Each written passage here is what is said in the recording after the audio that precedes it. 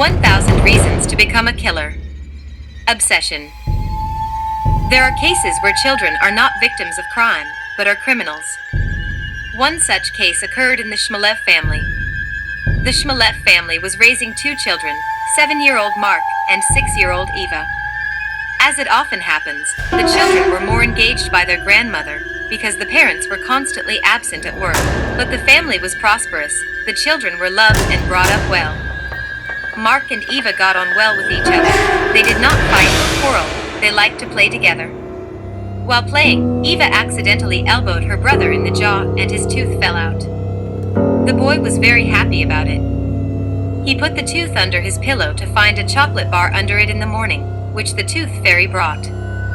He promised to share it with his sister, and they ran together to his grandmother, showing him the tooth and telling her about the fairy. Grandmother told the news to her daughter, and she ran to the store after work to buy a chocolate bar. In the morning, Mark found the desired sweetness and shared it with his sister. The boy has an idea: if you get a lot of teeth, you can get a lot of chocolates from the tooth fairy. He shared the idea with Eva. The girl liked the idea, and they began to think where to get the teeth. Mark suggested that his sister punch him in the jaw one more time.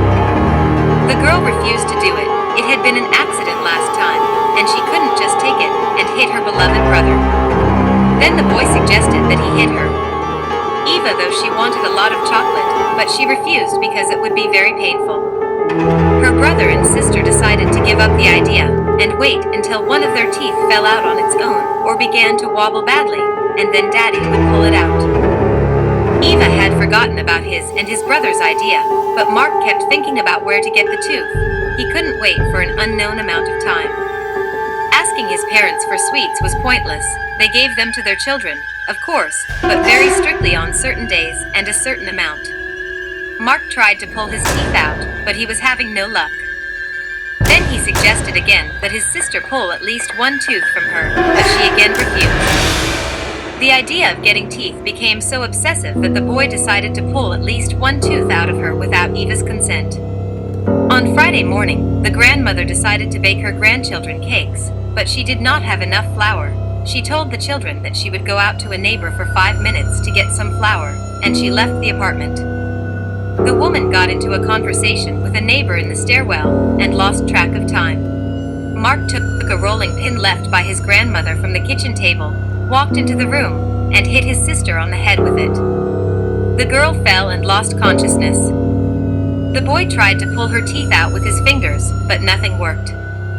Then he took his father's pliers in the toolbox, which he had used to pull out his and his sister's wobbly teeth, and used them to start pulling out his sister's tooth one by one.